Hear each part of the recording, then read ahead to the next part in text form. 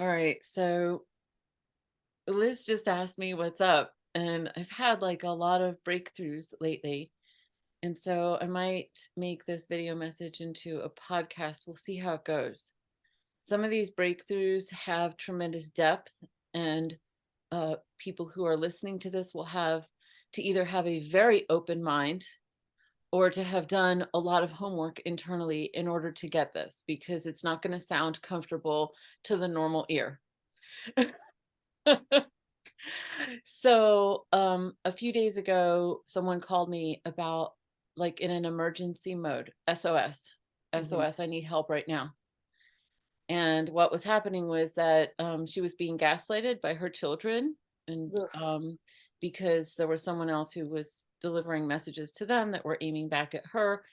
And because she's done a lot of homework, I helped her uh, come back to ground in herself, come Mhm. back to the truth in herself, and to not be responding to them, but be responding to the truth in herself. I love my children. I'm a responsible mother. These are the rights that I do have. This is what I can stand on. I can't control the results, but I can stand on these truths, right? Right. And then, as one of the other assignments for her, so that she could get through that particular, so she could navigate the rough waters, because she was in very rough waters. So the first job was, all right, Captain, come back to your body. Come back to your body. So she was able to do that through anchoring into truth, the truth that she knows. Yeah. And then from there, the assignment was, go back to the healing from narcissistic abuse vocabulary. You're being gaslighted right now. Oh my God, yeah, I'm being gaslighted right now. Okay, coming back home, coming back home. You're being love bombed. The kids are being love bombed right now. They're being love bombed right now, and so they're gaslighting you now. Okay, what else is going on? Some other narcissistic abuse vocabulary, which she already knows. But when you're in the middle of being deluged with gaslighting, you don't have your wits about you. You've gotten lost in the hypnosis of the drama, Yeah. and now you're reacting to it instead of being strong inside your truth. Does that make sense so far? It is such a powerful thing, this whole gaslighting narcissistic crap, that it will catch you and you cannot think straight. So You can't think straight. absolutely. You Right. can't think straight. Right. So the two things we did was, one, here are the truths you are standing on. You can't control the results of what happens upcoming, Mhm. but you're going to stand inside these truths, and you're going to make decisions and set boundaries according to these truths. So come back home here right now. So she was able to do that quickly, actually, because she had done homework. Mhm. And then and then um and then the other assignment was, get your lingo from the basics of narcissistic abuse and put them on index cards for yourself. Mm. Well, she went the extra mile. I didn't know this until after the weekend. She went the extra mile and didn't just put them on index cards. She put them on sticky notes, and then put them on the fridge for her and the kids to see. And there were like 9 or 10 words, and she put them in simplified mom vocabulary. Like, I I was saw like, that. it Yeah, you was posted that. okay, that was amazing, mind-blowing, right? And so one of the things that you learn to do with narcissistic abuse, that anybody who's gone through any kind of real healing around it, is you learn to gray rock their voices. You learn to neutralize their voices. You learn to make their voices unimportant.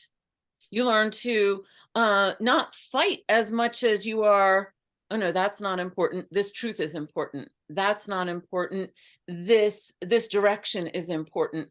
And you have to become almost like a ninja warrior in those relationships, especially where kids are involved and you can't control all the results, especially if you're dealing with somebody who likes to create a lot of drama. Okay, so stay with me here, because this is the part that's going to blow your mind. Okay. And so okay, so we're talking about gaslighting, and we're talking about gray rocking. So now you understand both of those. Oh, I understand. Okay, so people who've done a spiritual homework understand that who they really are is radiance, who they really are is joy, who they really are is some kind of nameless, steadfast peace that lives within, that is infinite, right? Yep. Okay, so here's what's going to blow your mind. The culturally conditioned mind is the enemy of that peace. Hell yeah. The culturally conditioned mind is frequently gaslighting us into believing it So instead of, fucking true. okay, So fucking true. okay. Yeah. Instead of not just believing, but trusting in and knowing the truth of our being, which is steadfast, which is infinite, which is constant.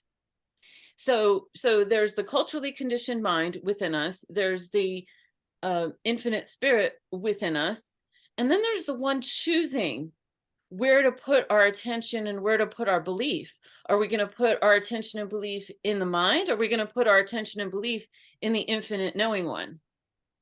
And that one who chooses is something that I don't think people get to hear this conversation unless they've had some form of grace. I think that this conversation is only allowed to be heard by somebody who's been touched by some form of grace. And the grace is when I'm in the midst of whatever, I have my wits about me to ask for grace. When I'm in the midst of whatever, I'm able to be in my body. From the healing of emotional abuse, you learn to be in your body. You learn to not abandon your embodied sense of experience. So let's say you're grieving something, or you're challenged by something that just keeps on grabbing your mind, keeps grabbing your attention. Your mind keeps grabbing your attention. And then you ask for grace. And your attention goes back to the allness of being, where all healing comes from and all energy comes from.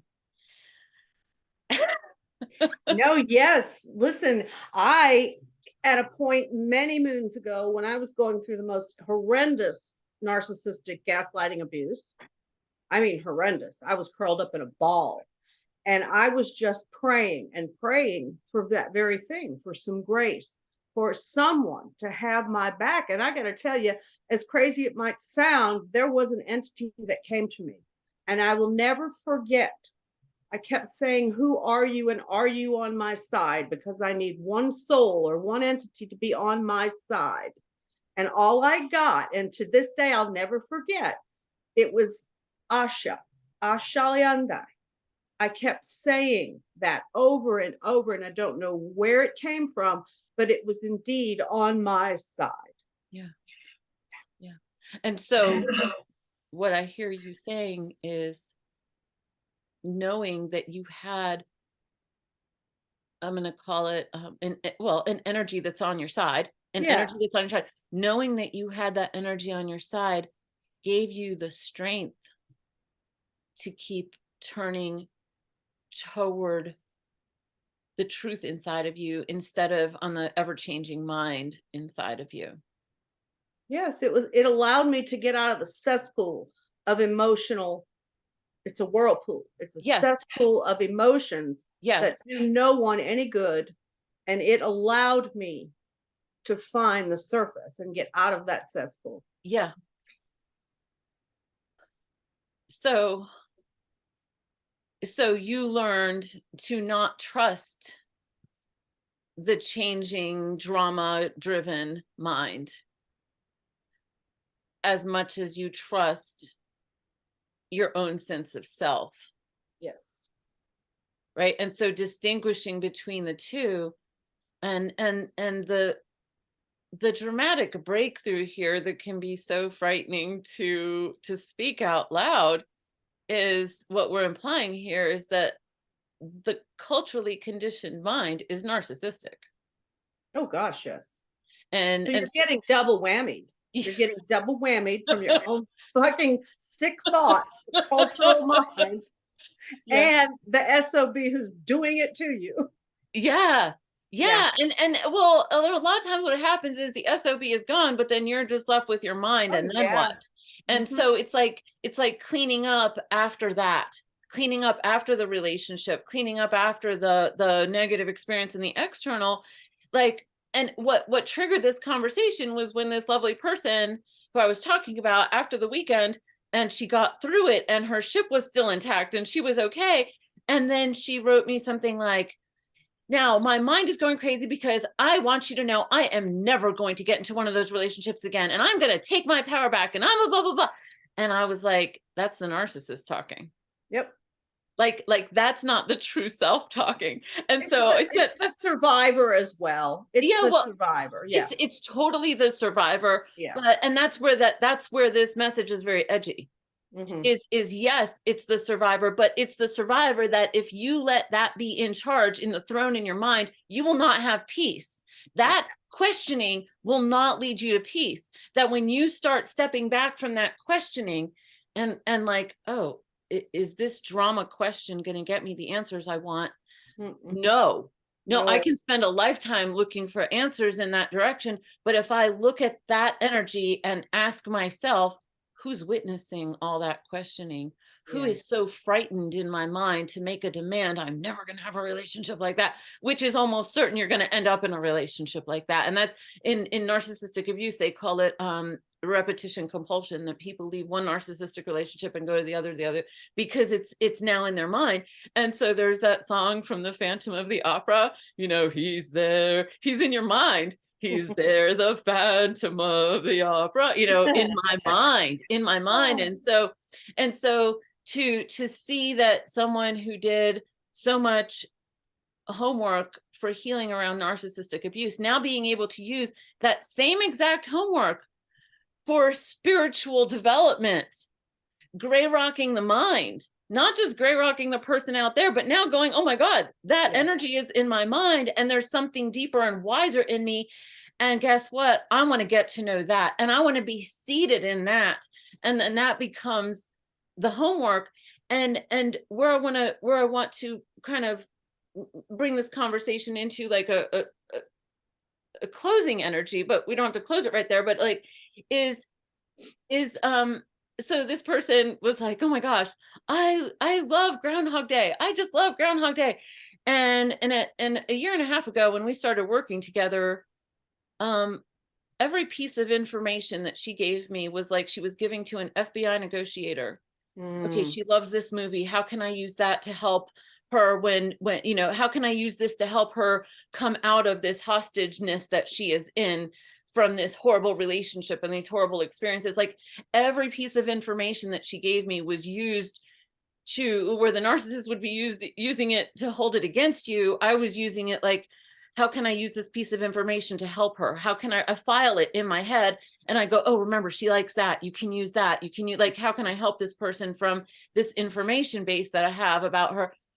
Well, because we have now not just a coaching relationship, but we have like within our group, we have we're sitting inside of a container of having practiced honor, commitment, and loyalty to ourselves and to each other for you know, for a long time now. That container of a meaningful conversation allows the mundaneness of, oh, I love this movie, to have roots. Like a lot of the mundaneness that we talk about in our world doesn't have roots. It's sitting on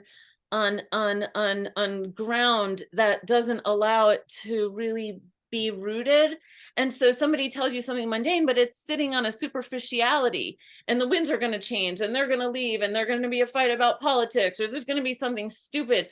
So now what's happening is the dream that is coming true for me is that I'm experiencing now, she goes, I love Groundhog Day. I'm like, oh my God, that's so cool that I could enjoy her mundaneness inside of meaningfulness. Inside of a deeply rooted tree, there's a fruit. Oh, I love Groundhog Day. And I know that that fruit is something that now has meaning that I don't now need to use anymore for getting her out of, like, you know, a hostage situation. I can just enjoy her. I can just enjoy the experience. And so a lot of our members like are people who really love the mundane. Like they love talking about the things of life that are like fun and silly and cute. And I had to get away from all of that, not because I don't like the mundane, but because I wanted a context where the mundane could live and breathe over a long period of time, where there would be a steadfastness, where relationships weren't just coming and going because of superficiality fights or superficiality disagreements, where there was so much of a sense of, I want to have honor, commitment, and loyalty to myself and to you from a place of depth. I want to know that you recognize that there's a radiance in me and that you allow me to recognize a radiance in you. And that's what we're honoring. And we're honoring that through ongoing conversations, and the repetition of narcissistic abuse and the repetition of cultural conditioning that teaches us to be self-centered and narcissistic and person-centered rather than spiritual-centered. We have been combating with the repetition of honor, commitment, and loyalty within our relationships. And so now when the mundane shows up, it feels more like a lasting treasure rather than something fleeting. It makes the relationship richer. And that's my dream come true. That's what I always wanted for myself and for others within joy-based living. So we went from like really deep stuff about narcissistic abuse and spirituality and gaslighting and grayrocking to, and then we have the mundane, we have the daily la la la. And the daily la la la feels really sweet when you have a lot of trust inside of a relationship that you've created, and you have a lot of safety in a relationship that you've created because you've created it in yourself, or because you care about creating it in yourself. Yeah. And then the conversation within these relationships has switched. It switches from most conversations that are not consciously centered in this way are centered around problems, either your problems or someone that you know, and this person and that person and blah, blah, blah, blah, blah. And we don't have that as the basis of our conversations. God, thank goodness. Right? Yeah. Right. Yeah. And so we've been doing so much right. But this piece about gaslighting and the mind being the culturally conditioned mind being a gaslighter, not being any different than a narcissist, it takes so much personal responsibility to even say those words or accept that, but it's only for the purpose of being able to have the power to gray rock that and to choose something bigger and stronger, and to recognize that the one who's choosing by choosing where to put your attention, that's where the power is.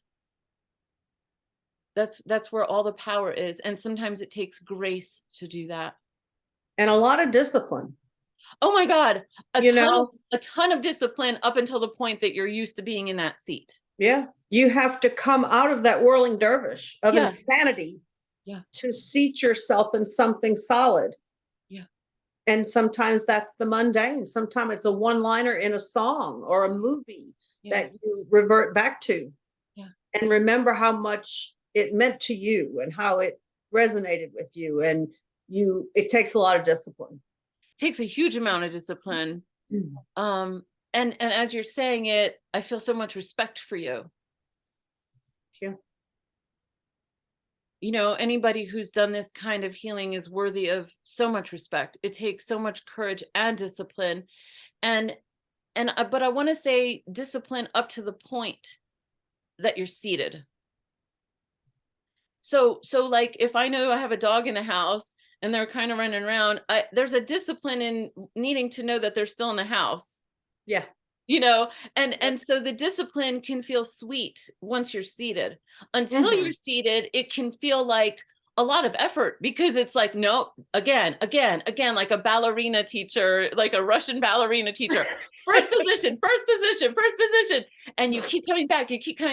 And then all of a sudden you just naturally go to first position. Yeah. And you have the body memory and you have the spiritual memory, and you go, you know where you're getting your food from. And so you don't want to veer from that. And I think that there's like these are things that used to take monks decades to learn, and we're learning them in months and in years, and a small number of years. And I think that the narcissism in our world, okay, I'll blow you away again. You want to be blown away again? Okay. Hell yeah. So narcissists have a feeling of deep emptiness inside of them. And so when they're trying to steal other people's energy, they're trying to fill their own vacuum. Yeah. And so there's a psychological nothingness that feels like hell. And it's what they're trying to escape. So on that level, I can actually have empathy for them. Doesn't mean I'll go dance with them. It's like, just Right. you have empathy for the alligators doesn't mean you have to go live in the swamp, right?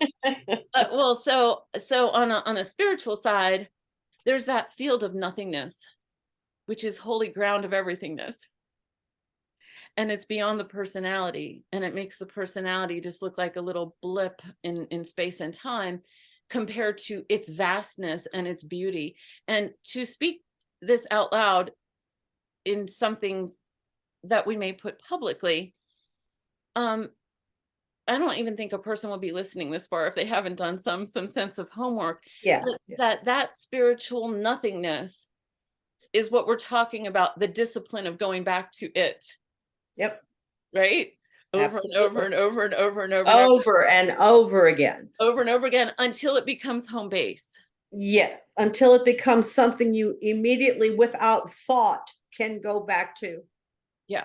And take from it what you need and take from it the truth. Yeah. Yeah. Wordlessly. Yeah. Energetically.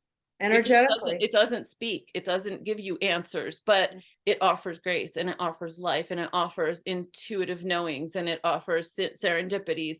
And all of a sudden the path before you starts opening because you've stayed in contact with that. So I'm going to ask you something that I've asked you before, but now in this context with this conversation, I know that you've done a lot of homework. I already knew you've done a lot of homework. I did not know the depth of it that you've done. I'm learning more about you. So like, I'm like, oh my God, she has done even more homework than I thought she has. I mean, you have the language, you have the experience, not just the language. You're not talking to me from your intellect. You're talking to me from your experience. So you've been with us at Joy Based Living within community for a few months. You've done a lot of this homework prior to joining our circle. Our circle has been really beneficial for you. Yes. So in this light of being someone who's done so much personal homework, can you, I can't get enough of you repeating this. I know you've said it like before, but I love hearing it. It's music to my ears because what we have is a dream come true for me. And I'm wondering if you could put words to it right now. Like, what is it about our group that means so much to you on top of having done all this homework? Well, first and foremost, what comes to mind in heart is that we come from a solution mode. We come from a hunger and a passion to be the best we can be for ourselves. So that in and of itself is a safe place. And it's also a place of hope and optimism, that I'm not just going to sit here with a group of women I barely know, air my crap, because like you say, nobody wants to put that out there. It does us no good. So we come from a solution mode, and in that is a safeness, and in that there's optimism and hope. And to be able to at the same time uh, reveal enough of ourselves as a collective, to reveal enough of ourselves and from whence we came and from where we are and for what we want to see for ourselves for the duration of this game called life, that this is nothing like any kind of talk therapy. That has always been a detriment to me. And it's nothing like reading a book, because that just becomes intellectual. This is reality.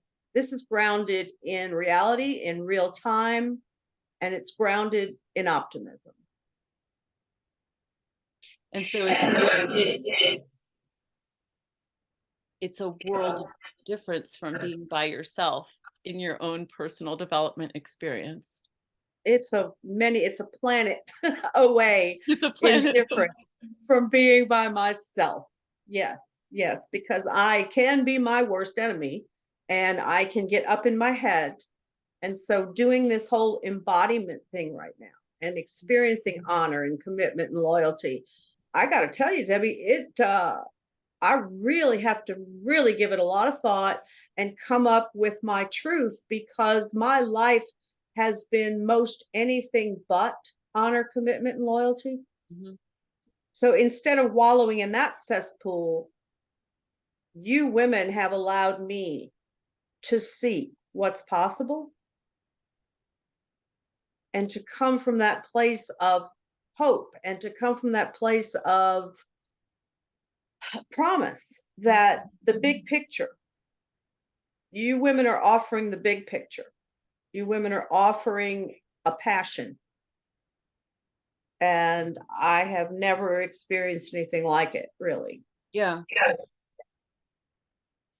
It's so interesting to grapple for words for the togetherness of the experience that has no agenda other than showing up authentically and grappling with your own stuff authentically, or celebrating your own stuff authentically, and not having to do that by yourself is a different planet. It is a different world.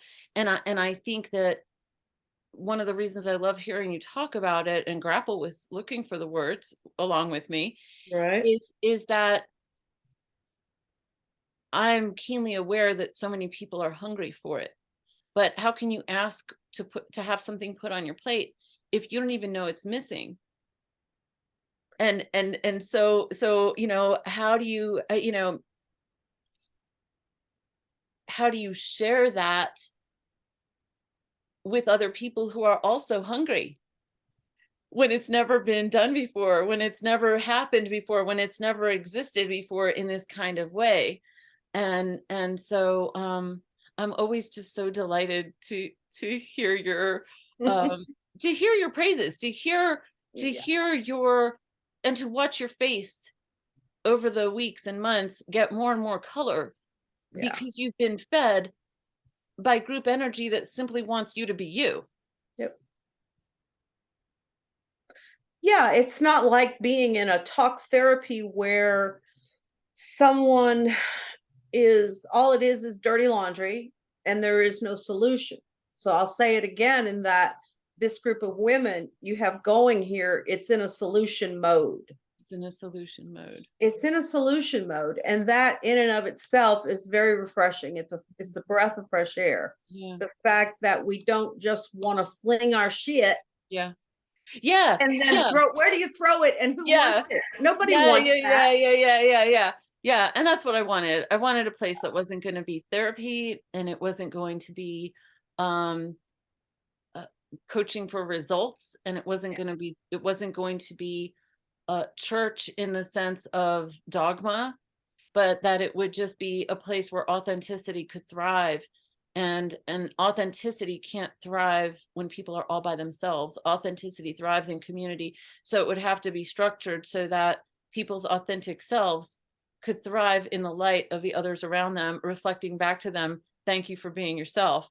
Thank Yeah. you for showing up. Thank you for grappling. Thank you for falling asleep in front of us. Like, I mean, the levels of authenticity that Yeah. people show up with within the context of doing their homework and understanding the structures is just stunning. It's just stunning. Just the fact that we continue to show up, and because we want to, Yeah. because we need to, Yeah. Yeah. because we need to. I need to do it for the other women. The other women do it for me. I need them. Yeah. We all need one another. So it's a beautiful thing that we got going here. And there's nothing like it that I've been through. And God knows, girl, I've been through it all. No, you and me both. You and me both, honey. Well, I'm so glad. Thank you. Yeah. Thank you for engaging this deep conversation with me. I expected really to be sharing with you. I did not expect you to be engaging it at the depth that you did. And Mm, so amen to us. So glad about that. thank And you. mwah. Okay, Mwah. we're gonna See you in stop. a little bit.